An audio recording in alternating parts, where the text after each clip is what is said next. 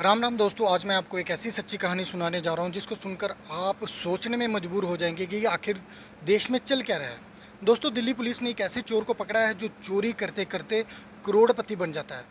उसने दिल्ली और लखनऊ में अपने बहुत बड़े बड़े मकान बना लिए थे, बहुत सारी संपत्ति इकट्ठी कर ली थी। कम से कम 200 चोरियों को की जो वारदात को वो अंजाम दे चुका था। पुलिस के अनुसार 48 वर्षीय मनोज चौबे का जो परिवार है वो सिद्धार्थ नगर में रहता था, लेकिन बाद में वो नेपाल में शिफ्ट हो जाता है। जो चौबे होता है, सिद्धार्थ चौबे, सिद्धार्थ जो मनोज चौबे होता है वो 1957 में दिल्ली आता है। दिल्ली में वो एक होटल में काम करता है जहाँ पे वो चोरी करते हुए पकड़ा जाता है। होटल का जो मालिक होता है जब उसे चोरी करते हुए देखता है तो वो पुलिस के हवाले कर देता है। फिर वो जेल में चला जाता है। जब वो जेल से वापस आता है तो उसके पास कोई काम नहीं होता। फिर वो क्या करता है, धीरे धीरे वो चोरियों में पड़ जाता है और चोरी को ही अपना जो काम का जो पेशावर काम होता है वो बना लेता है। शुरुआती में जो मनोज चौबे होता है वो किराए के मकान में रहता है और किराए के मकान में रह के ही चोरियों को अंजाम देता है।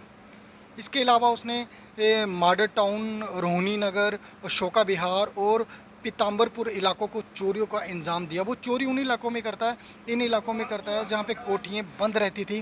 वो इन इलाकों में बंद मकानों और बड़ी बड़ी कोठियों को चोरी का इंजाम देता था। चोरी की रकम से आरोपी ने नेपाल में अपने नाम पे होटल भी बना लिया था। इस दौरान उसने यूपी के सिंचाई विभाग में एक बड़े ऑफिसर की बेटी के साथ शादी भी कर ली। उसने ससुराल वालों को बता रखा था कि मैं दिल्ली में पार्किंग का एक बहुत बड़ा ठेकेदार हूँ, इसलिए उसे कभी कभी साल में 6 या 8 महीने दिल्ली जाना पड़ता है। सिद्धार्थ नगर के शोहदगढ़ में उसने अपनी पत्नी के नाम पर एक गेस्ट हाउस बना रखा था। मनोज ने इस कस्बे में एक ज़मीन को लीज़ में दिया था जहाँ पे हॉस्पिटल बना था। उस लीज़ की ज़मीन से उसे 2 लाख रुपये आता था। आरोपी मनोज ने परिवार के लिए लखनऊ में मकान बना रखा था और करोड़ों की संपत्ति का किराया आने के बाद भी वो अपनी जो चोरी की जो हरकतें हैं वो छोड़ नहीं पाता है। फिर वो दिल्ली चला जाता है और चोरियों को अंजाम देता है। चोरी की एक वारदात में पीड़ित की शिकायत पर जब एफआईआर दर्ज होती है तो दिल्ली पुलिस वो हरकत में आती है।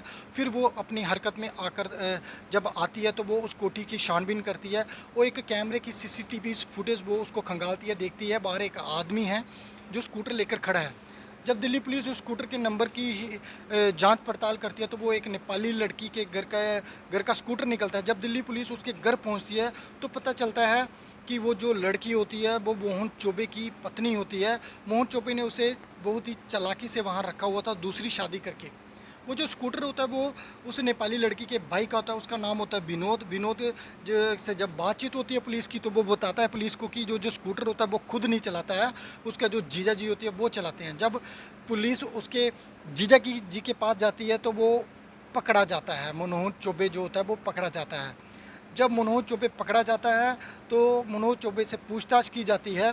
जब दिल्ली पुलिस मोहन चौबे से पूछताछ करती है तो वो देखती है कि इसके नाम पे तो बहुत सारी संपत्ति है, करोड़ों का मालिक है, क्या हमने गलत आदमी को तो नहीं पकड़ लिया। जब उसके घर वालों को पूछा जाता है तो मनोज चौबे के घर वाले कहते हैं जनाब आपने गलत आदमी को पकड़ लिया है, क्योंकि मनोज चौबे दिल्ली में एक पार्किंग का बहुत बड़ा ठेकेदार है जिससे उसने अब करोड़ों की कमाई की है। और जहाँ पे उसे एक हॉस्पिटल से 2 लाख रुपए का किराया आता है, उसके नाम पे होटल है, उसने पत्नी के नाम पे गेस्ट हाउस है। जब दिल्ली पुलिस ये सब सुनती है तो बड़ी हैरान हो जाती है और वो सोचती है कि हमने गलत आदमी को पकड़ लिया, शायद हमने एक करोड़पति आदमी को पकड़ लिया है। लेकिन जब कड़ी पूछताछ दिल्ली पुलिस मोहन चौबे से करती है तो मोहन चौबे सब सच सच उगल देता है। फिर वो बताता है कि मैंने कम से कम 200 चोरियों को अंजाम दे चुका हूँ, मैंने सब चोरी करके ही कमाया और चोरी करके ही बनाया है।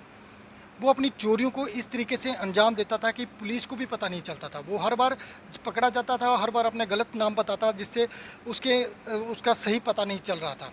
लेकिन जब इस बार चोरी होती है दिल्ली पुलिस को जब जो स्कूटर के नंबर प्लेट से पूरी जानकारी मिल जाती है और जब जब पकड़ा जाता है, इसे कड़ी कार्रवाई से पूछताछ की जाती है, सब सच सच उगल देता है और ये जो चोर जो करोड़पति बन जाता है, जो पुलिस के हाथे चढ़ जाता है।